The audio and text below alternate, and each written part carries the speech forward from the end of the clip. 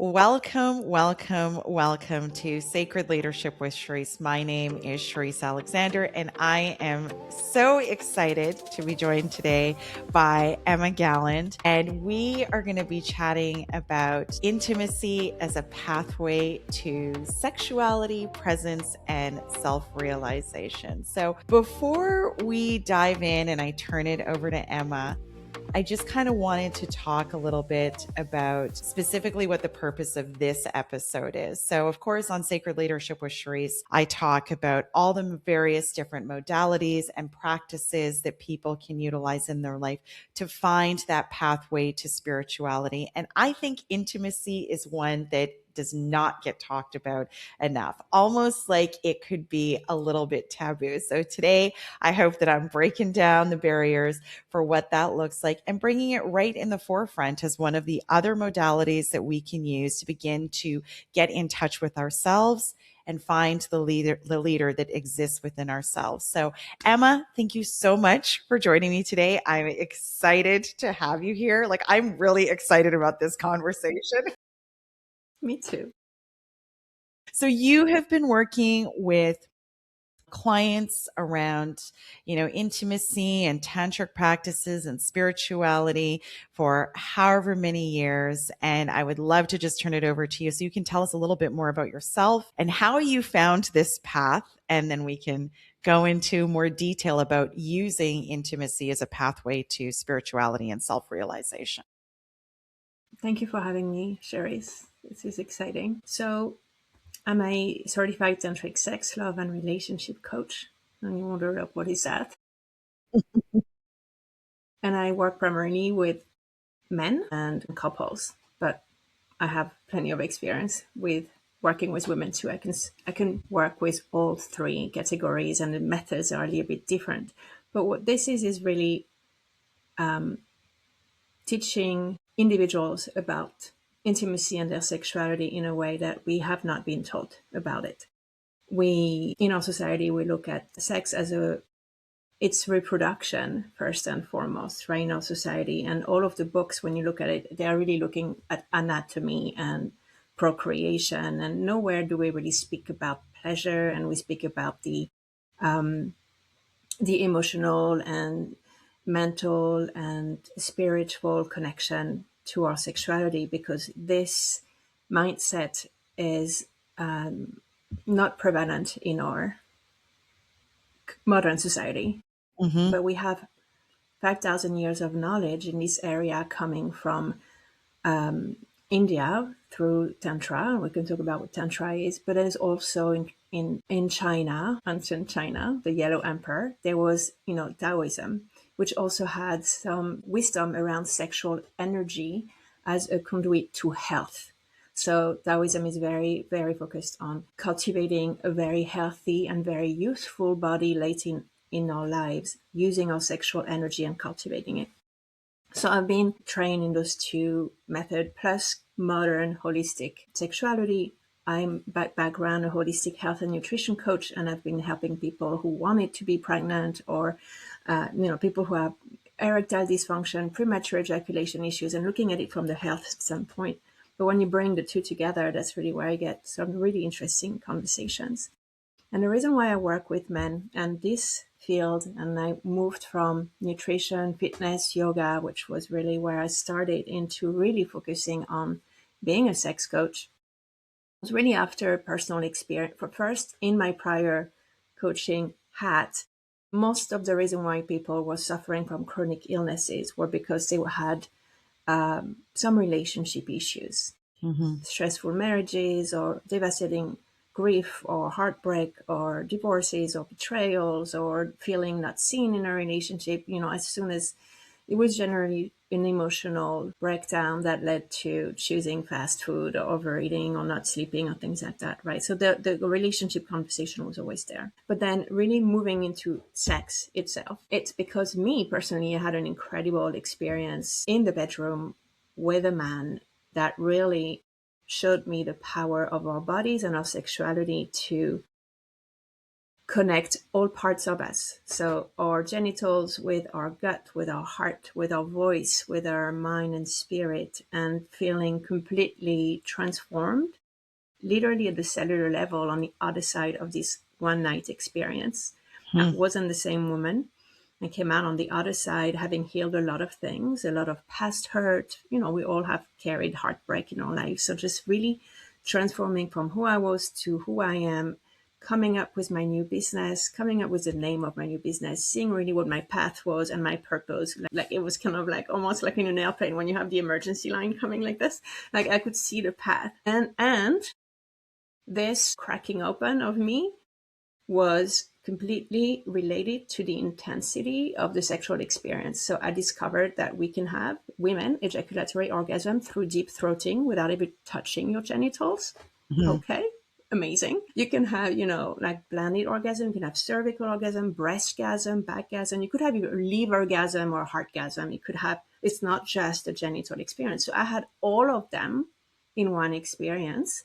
And it's the moment where your body becomes a conduit to just your life in general. So deep intimacy with self, with somebody, and just the construct of that. And what I realize is all sexuality is powerful, but when men's sexuality is integrated, cultivated, integrated, and truly to take responsibility and ownership of it, they become an incredible catalyst for transformation in their partners.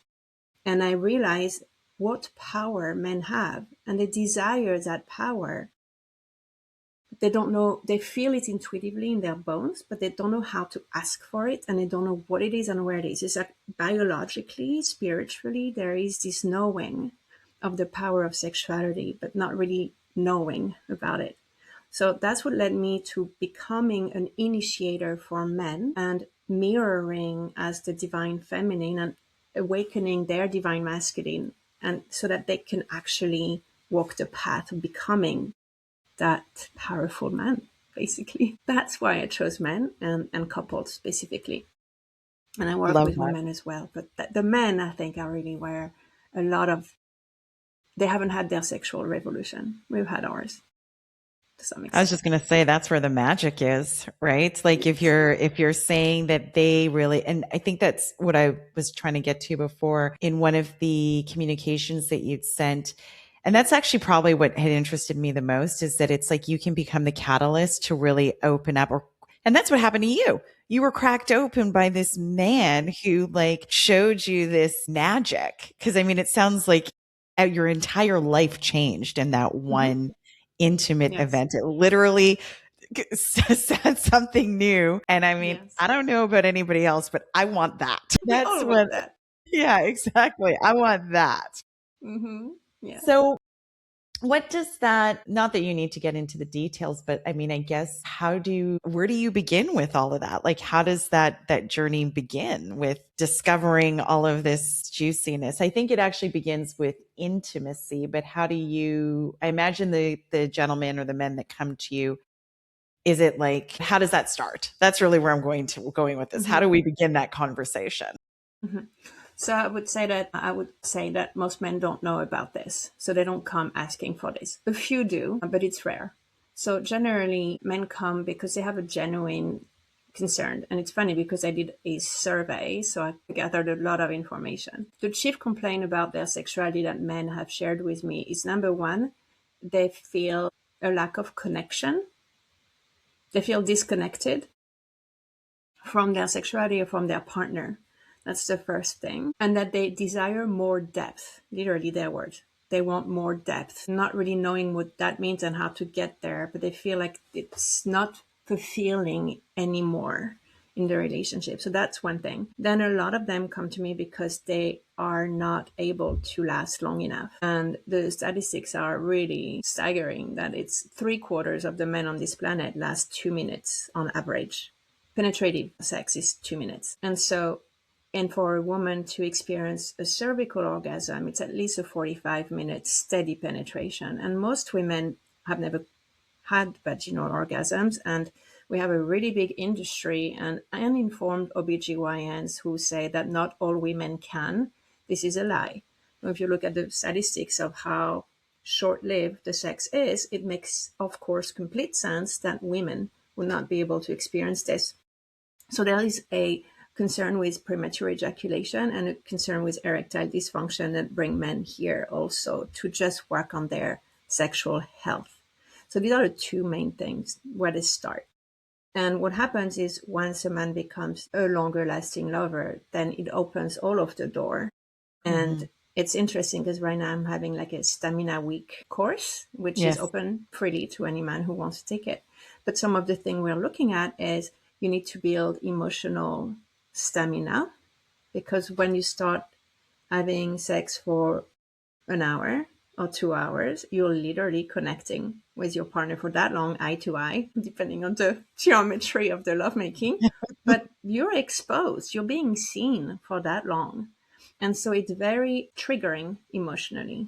So having emotional depth and capacity, having capacity to hold sensations, right? So the reason why men come too quickly, it's because it's too much too soon. They don't have the nervous system capacity to hold the intensity of the pleasure.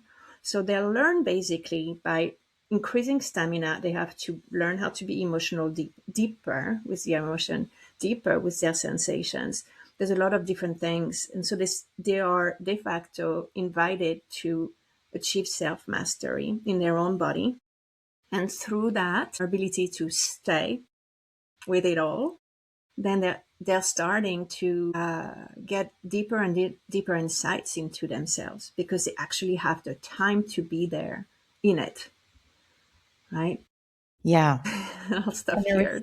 there was something that you just said there, and I can see how this could easily translate outside of physical intimacy, because you said you're learning how to stay there with all Mm-hmm. of it. So not Yes. just the parts that feel good, but Yes. equally, and I imagine for men, and the other thing that you said that I also want to touch on is like how much misinformation there is, or not Mm-hmm. enough education around sexual health and what that actually looks like. Like how many women, the fact that it takes like 40, 45 minutes for women to actually reach a cervical orgasm, and how it's just like someone, we're just like, well, you know what? I guess I'm just one of those women that doesn't, right? Yeah. And you're saying the exact opposite, which is like, well, no, you need time to get there.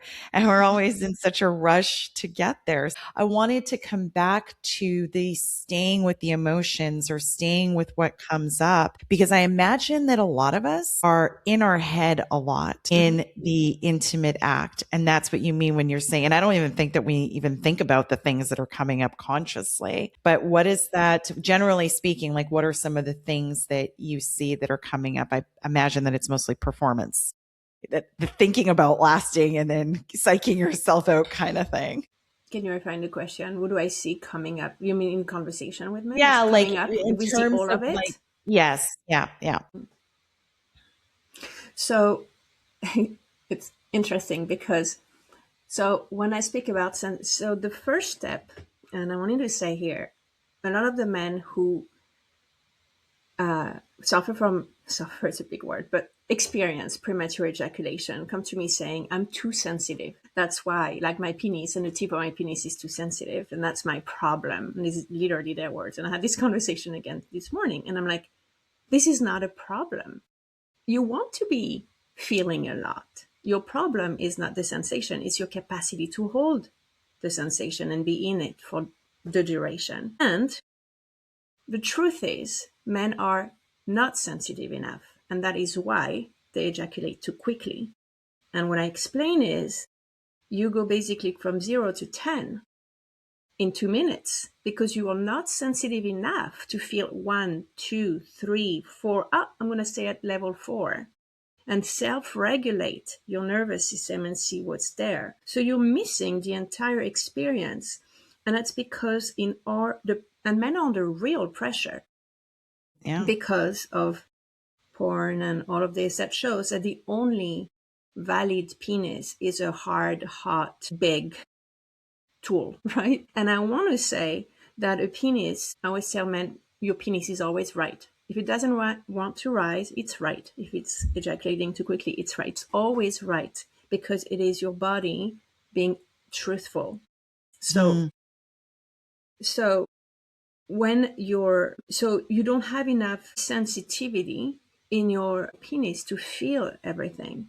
And so you need to cultivate sensitivity to the subtle. Mm-hmm. Because there is not enough sensitivity, they self-pleasure harder and faster so that they can feel something, and then they're right away into the climax state. Because slow touch, minor touch that is not at the 10 feels less intense to them, and it's not a good penis, or it's not. And it does come with judgment. I don't feel enough, or it's not hard enough, or it's not, whatever shape enough, or it's not big enough, or it's not girthy enough. Like there's all those self judgment and which build pressure. But what if you knew, and from a tantric standpoint, an energetic standpoint, a flaccid penis and an erect penis has the exact same amount of energy. So Hmm. a flaccid penis is just as powerful as an erect penis. And every single variation of the penis from 0 to 10 is just equally powerful. So then learning how to feel yourself at every single state of arousal, that's the training, the first level training to learn how to last longer. Yeah. And when you are more sensitive, you can feel the point of no return in advance. You can feel I'm at a 2, I'm 8 levels from point of no return. I'm at a 3, etc. But when you're on it, you don't feel anything. So Mm-hmm. that is really what I'm teaching them is you're not sensitive enough, and you desensitize yourself by self-pleasuring hard and fast with a mind that's externalized onto something. Like you're either in your head thinking about fantasies, or you're in your head looking at something Mm. stimulating. But your head is not inward, self-observing and feeling yourself. In fact, you don't really feel yourself. So in order to come, you have to just go really hard on yourself. I see. So the training is to get out of your head, get into your body, slow it down, and start feeling the subtle sensations. And then when you learn to do this, the subtle sensations, even if I teach men self-pleasure, Mm. and I teach them how to actually feel a lot of sensation in the flaccid penis. And it's just incredible. And then there's more than the penis in the orgasmic capacity of a man. Man can have braingasm, nipplegasm, gutgasm. They can have full body orgasm. It's an incredible thing. So it requires resensitizing yourself from head to toe. I was thinking that, as you were going through all of that, because, and again, coming back to like the misinformation over the decades about intimacy and sex and the act, I imagine that a lot of it is like unlearning because like I'm Yes. listening, like really unlearning everything that you think you know and going back to like very, very like before even the basics and like really starting to learn yourself in a way that you never would ever have conceived to do. And Yes. so that brings into mind, and I'm thinking about men being in that space, and I'm just like, wow, it requires in my mind a degree of courage and significant vulnerability to be able to put yourself in this. And I'm sure they trust you, but like first to own it yourself that you want to, just because of all of the misinformation and probably the stories that men are telling themselves, and then having a partner who can actually meet you there and slow it down as well. That's a really good point. So first, it's very quick, the reframing, and that's what I love working with men, because it's no BS. Mm, Once they try, they're exploratory also. So they try something and it works. I mean, the method has been working for thousands of years. It works on the first try. And so right away, so they're they're like, like, I'm in. yeah, because you feel it in your body right away. And so men are they're logical. So if something doesn't work and you find something that works right away, that's it, Yep. You don't need much convincing. Yep. So I love that. I love working with men. It's really very straightforward this way. And so about the woman point, that's really important. So first, this mastery happens on your own. And I encourage couples to self-pleasure individually, women and men, as a self-cultivation. It's self-cultivation. It's not I'm getting off to porn because I don't have what I want with you. It's not this. It's I want to be more sensitive. I want to know what I like. I want to move through heartbreak. I want to move through anger. We can talk about all this and how you use your sexuality to move through things. But so for men, it's you have to start learning all this on your own because it's twice as hard when you have a partner. Because Hmm. when you have a partner, it's much harder to be focused on you and feel yourself because of the excitement of a partner. So that's the first thing. And then because, as you say, there's different speeds to move to. So once you are attuned into your own body, you actually will be better attuned into your partner's body. Because in tantric sexuality, we communicate through body. The body is a portal. So if I'm very in tune with my body, my gut, my senses, my instincts, then I will feel instinctively my partner better. Sidebar, we can talk about it, but I led a speed dating event in New York City, and it was no, you're not allowed to talk. Yeah. People would meet, and it was just eye gazing. See, I was just like, you're going to feel yourself through energy, through how do I feel in my body when I'm looking at this But person. that seems so That's erotic. it. Right. It's super erotic. Like, and all the men, I still get emails saying, oh my God, this changed me completely. I felt comfort. I felt things in my body I never felt. So this is what I'm saying here is it starts with you and your body. And then once you're tuned into your body, you can feel your partner in a very different way. That words, we don't even have the vocabulary for certain things because the body and your instinct is faster than speech. So then the reframing needs to be for women as well, because women really emasculate men. They put pressure on men because they've received the same exact educational blueprint. And women view even of their own pleasure and their own orgasm is mapped on men's experience of orgasms. Like there's Thank a, you for saying there's that. I'm glad you actually said that. Sorry to good. interrupt you, but like, No, thank you please go so ahead. much for saying, and even as you're talking, I'm like thinking about myself in the act of intimacy and like what I'm saying and how I'm being and all these other kinds of things. And that's why I'm just like, there's so much pressure on them to like perform and not just be in the moment. Like the truth is you don't have to pleasure me. I know how to pleasure myself. So there Mhm. should be zero pressure. But anyway, sorry, go ahead and continue. You No, said it's women very good. emasculate. Yeah.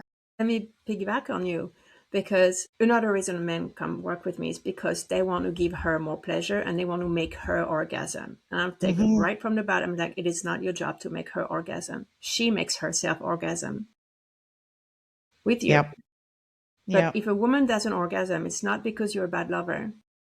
It's because she doesn't allow herself to go there, right? And that's a she problem, right? So that's, and you'll be surprised. 9 out of 10 men don't know that, right? They really think they have this pressure to make her feel a certain way, do a certain thing. And women believe I got this amazing orgasm because of him, which will make me add this my incredible experience. I discussed it afterwards with him, and he told me, Emma, I didn't do anything. This ecstatic capacity you had was all in you. It was present inside your body. I was just here holding space for you. And this man isn't trained in tantra, like just no knowledge of this, right? Like just a regular man. He's Okay, not. Like I was wondering. I not. was thinking it's like some No, tantric master, no, but no, he's not. totally not. A regular dude, and I was a regular girl, right? There's just like That's even more nothing amazing. special. That's the thing. But what he had that most that I hadn't found, as I would love to find more men like this, is his capacity to feel. He can be with sensations. Like he would outbeat anybody. It's a man who has a depth where he can be. So I was coming off a really big heartbreak. I left my husband, who's my best friend. We're best friend, but the marriage container wasn't the right container for our love. So we kept our love outside of marriage. It was like, okay, we'll be friends, not husband and wife. But it's heartbreaking. So I was in that devastating emotional state. This man was able to, we made love and I cried half the time. I was screaming. I was angry. I was resentful. I was afraid. I was like, it was just a mess. He was steady looking me in the eyes with so much love. I felt like so safe. And so therefore I opened more and more and more. And so you cannot feel pleasure if you cannot feel pain. So a lot of women have a lot of pain. And when you're trying to contain yourself not to feel pain or not to cry, then you can't access orgasm, right? It's because I was welcome in my full emotional experience that my body just took off and it did what it had to do to let go of the grief and welcome incredible orgasm and put me on the path of why this divorce had to happen and who I was meant to be and like just it was like incredible, right? It does sound So incredible. Yeah. I know it's amazing. But once you have this, then that's how you want to show up in sex. And so women need to learn that they're responsible for their own sexual experience. Women need to come to terms that, yes, it will take self pleasuring. And I was raised Catholic, so we don't masturbate. Okay. It took me like arriving in my late 30s to not feel guilty about it anymore. So, but there's this responsibility that both have to take care.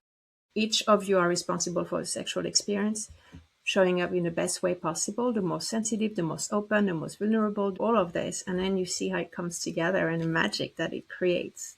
So partnered sex amplifies the experience, but you can have it on your own. And you should seek it on your own. If you can't have a vaginal orgasm on your own, it's highly unlikely you'll have it with someone. But Hmm. it may be possible, and it's not his doing, it's that in the presence of him, you let yourself access that within yourself. I love that you're bringing that up right here, right? Because I mean, I think we're maybe about the same age. And I remember actually asking my mom once about masturbation, and she was like, "We don't do that."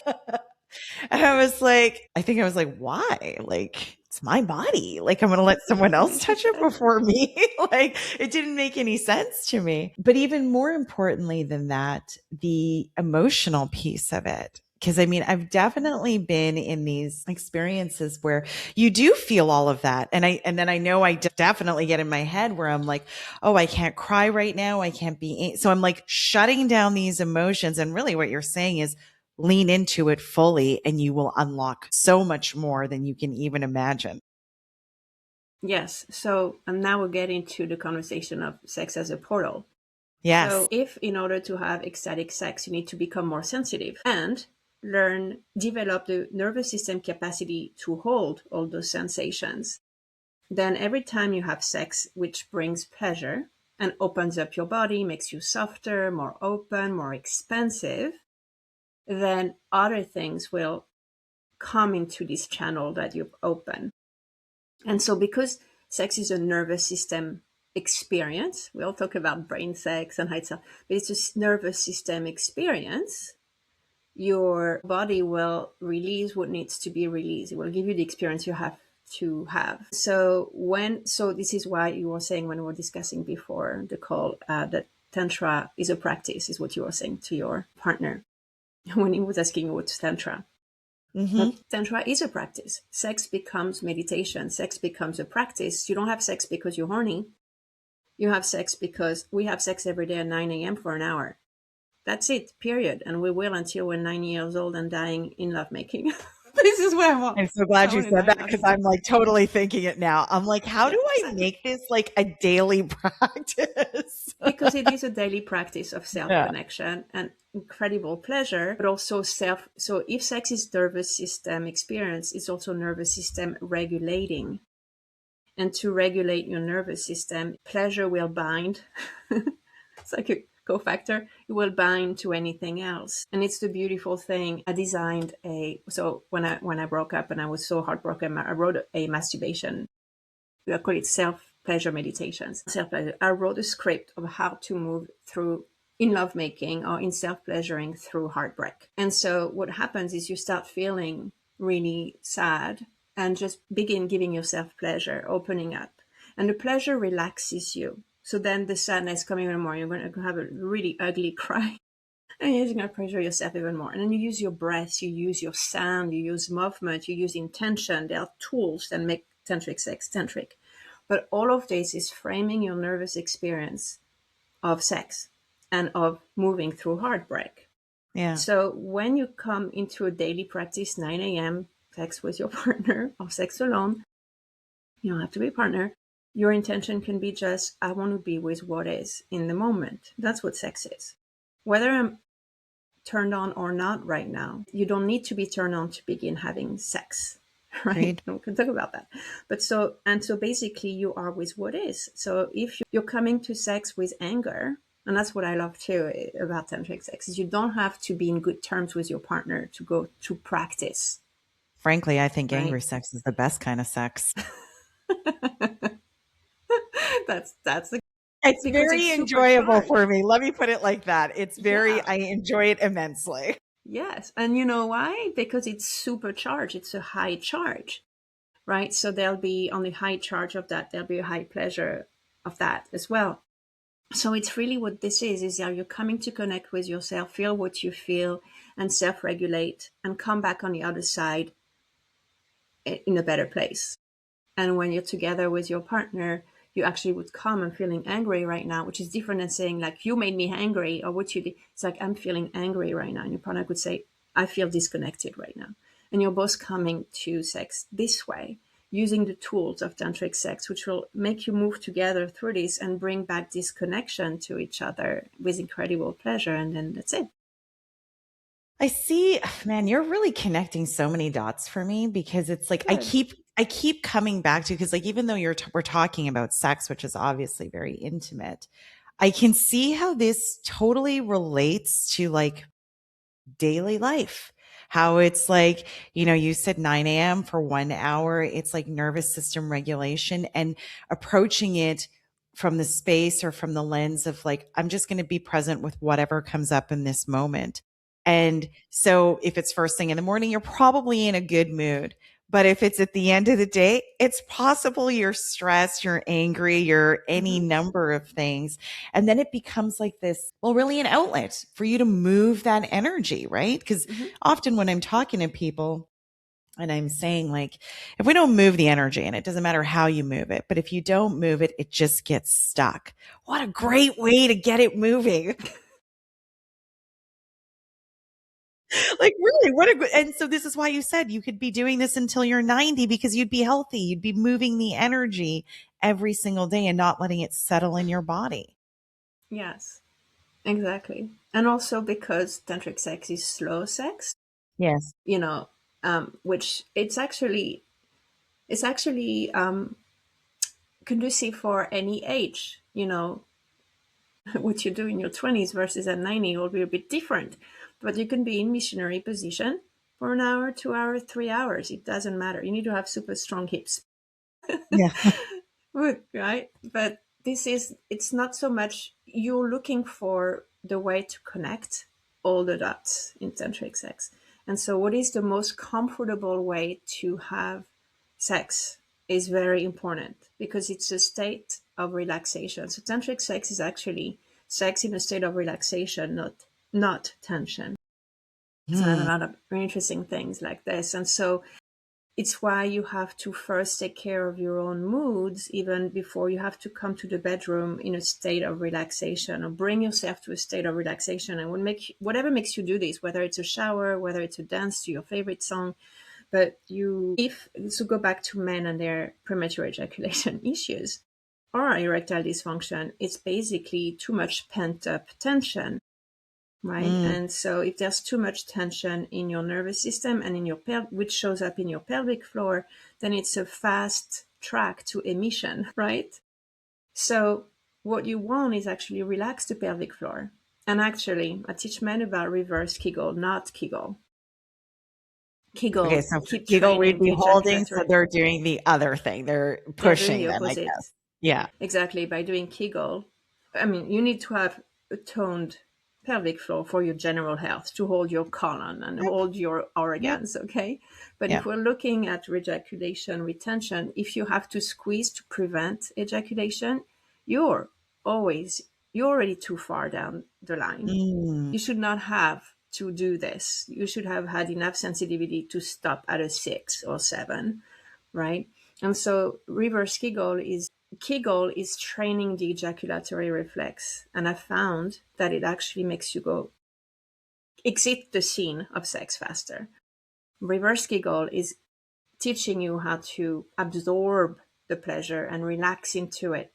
And it's developing this mindset of, I feel tension in my glutes, I'm squeezing my groin, I'm squeezing my gut. I need to release this grip and I need to relax into it. And when you relax, you actually have more blood flow, you have more sensations, you can flood your entire abdomen with pleasure. There's just so much you can do. And it's funny because yesterday in Stamina Week, the lesson was cultivate an elastic pelvic floor, not a rigid one. So a pelvic floor that can go up and down, right? You can move sexual energy up the spine. There's like techniques that are fun like that. Yeah. But it's really about this. So yeah, relaxation. And so you can make love until you're very old. And you don't Well, need, ladies, lube. We don't need lube. okay. Even postmenopause, like this is, See what I you mean do about not need that. disinformation? And, I'm so glad that you brought that up because lately what I've been seeing is like so much information about getting older, perimenopause, menopause, hormone replacement therapy, this thing, that, like all these things to keep your body. And I agree with you. I don't think you need it, but tell me more. Mm-hmm. Yeah, you're speaking to a girl who's 49. I'll be 50 in like 3 months, okay? So still zero symptoms of perimenopause. And I know it's my lifestyle, my diet, the way I make love to me or with my partner. So wetness is a function of arousal. And I'm talking here at the tissue level. I mean, your vagina wall are filled with water, right? And a G-spot ejaculation really is water filling. So it's about increasing the heat, in the right way so that you have the time to fill in with water. That's it. Arousal is your own body's ability. I mean, wetness is your own body's ability to create that state of wetness, and it's arousal. And it takes time. And guys, you need to listen up. It's not going down on a woman who will make her vagina wet. Okay? Now you need to understand that. It's not a mechanical process. It's the best way actually for a woman to get wet is breast massage. There's a connection between the breast and the entrance of the vagina. So doing breast massage the right way and staying there 10, 20 minutes, if that's what it takes, will get her wet. And you can go right away into penetration after Yep. asking consent. Always ask vagina, may I come in? It's actually very nice to ask. Always ask the vagina, not the woman, just ask vagina, may I enter? Okay? I love That's a tip. that. Like energetic. Yeah, I love that. Yeah. We'll get to that, but I do love Yeah, we'll that. get to that. Write that down. So that's what you want. So a woman is a yin woman, a feminine woman will warm up, turn on from the outside in.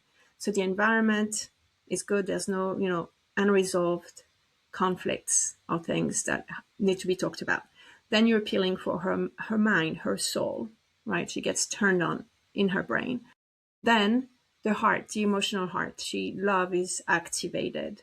And the breast massage activate the heart chakras, activate that love, that connection. And then after that, the floodgates are the floodgates. That too. The floodgates are open. That was Okay? intended. What's that? Open and turning. Men is exact opposite.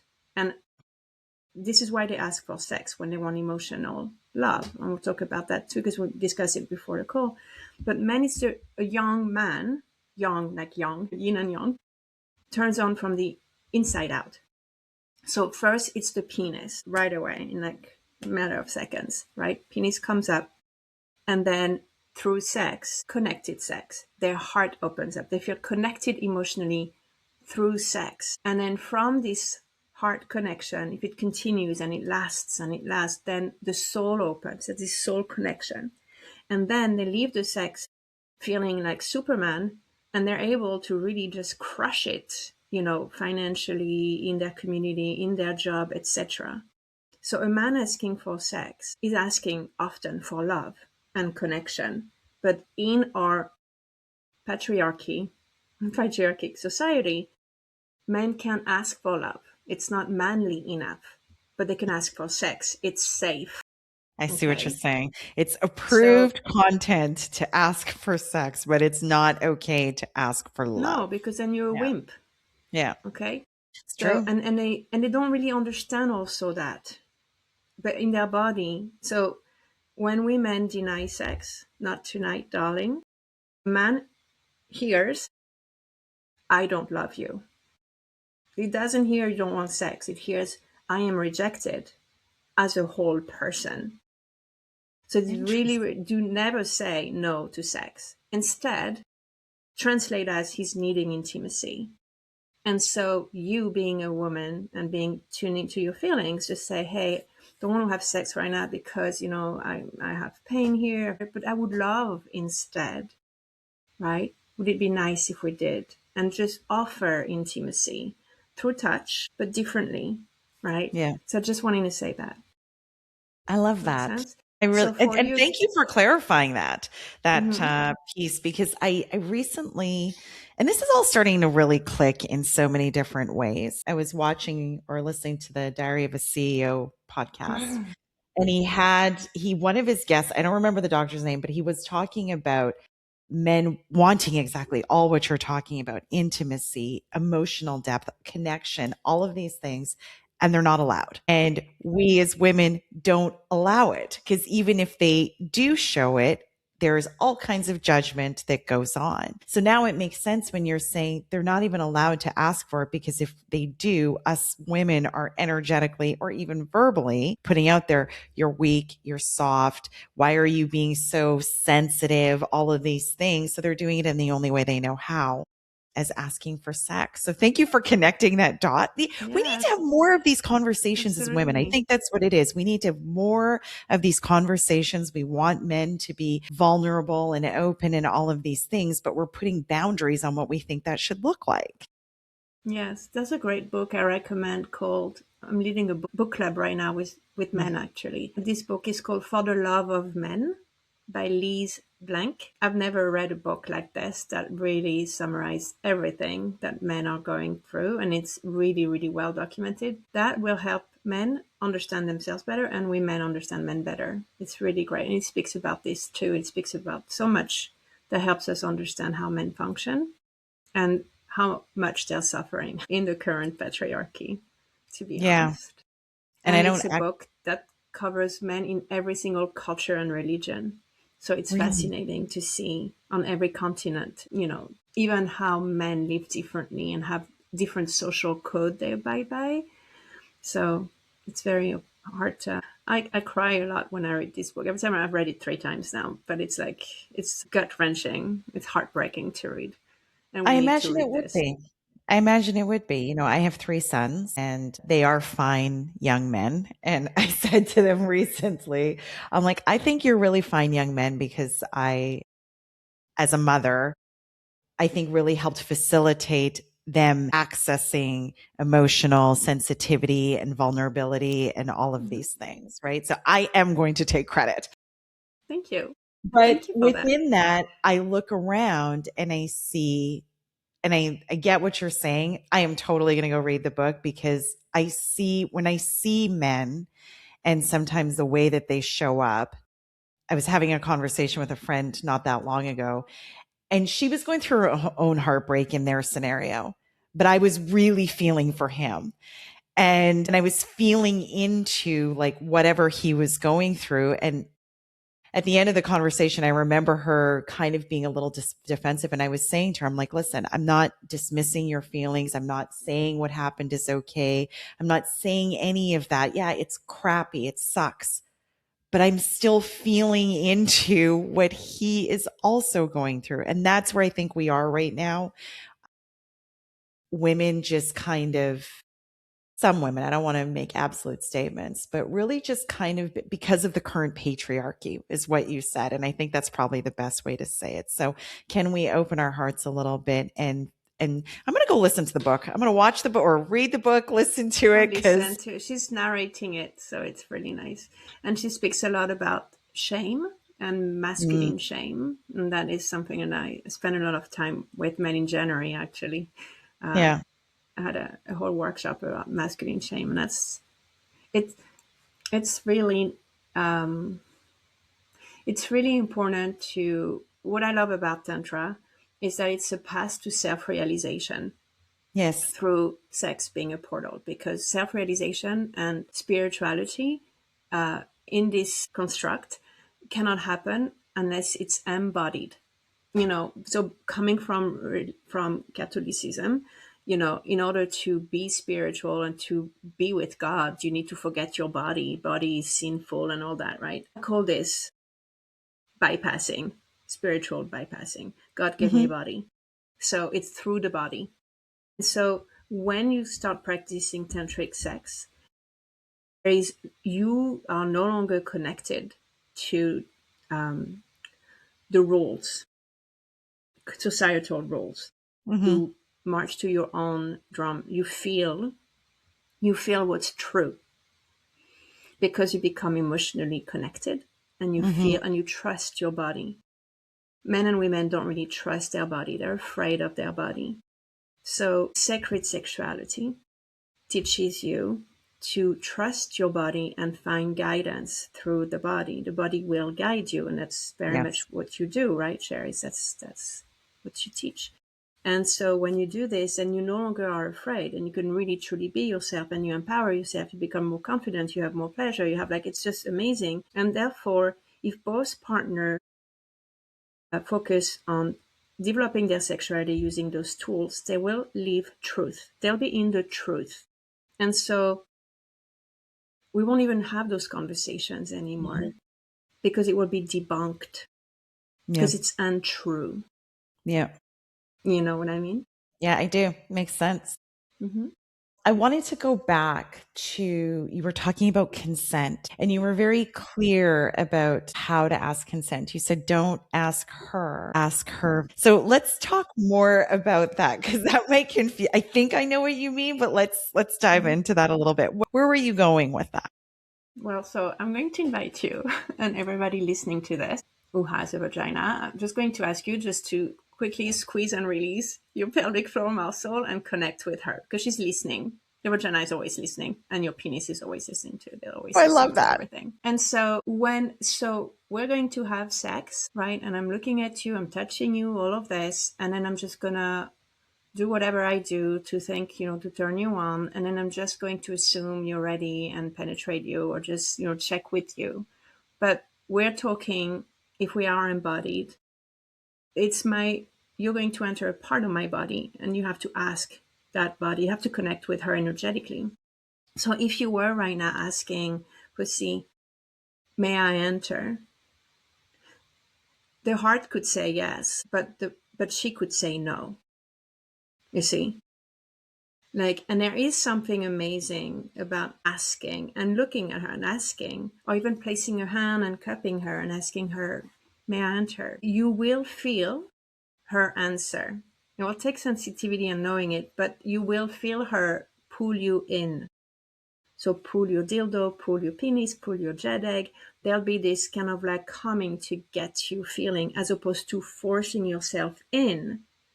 Meaning she's awake, she's aware, she's listening, and she's activated. And that's the other thing, is when you do tantric sex, penis and vagina make love. It's not the head directing the penis, or the head directed, I mean, that head I'm talking about, directing the organs. And it's a very different way to make love. So I usually invite men, even if they want to finger a woman, to place a finger just at the entrance and feel for readiness, asking, may I enter? And don't push in, just wait for a softening and a pulling of the vagina. Same for your penis, always wait at the entrance, right? And it's really important. And you will start feeling then that your genitals will start moving very differently than if you were thinking with your head. I'll give an example, and men will understand that. Most men, when they make love, okay, scratch that. All men, when they make love, go into a forward and back motion, right? Like, Yes. it's kind of like that.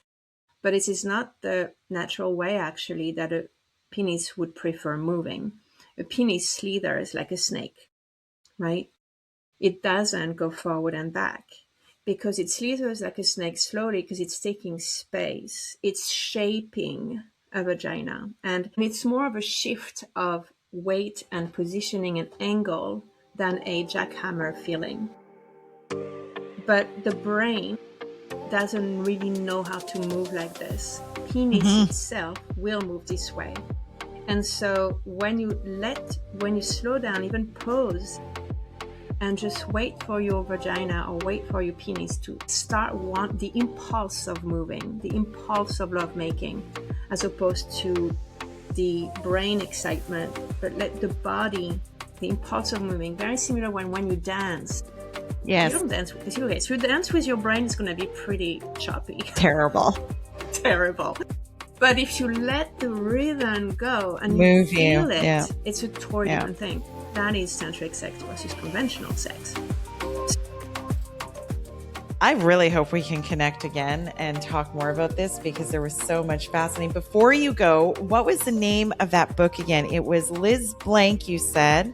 What was the name of the book? I want to For the Love of Men by Liz Blank. Okay, I'm absolutely going to go and find it. I'm looking forward to it. So thank you so much. I will make sure that the audience has all of your socials and all your contact information. So if they have any questions, that they can absolutely reach out to you. And thank you so much for joining me today.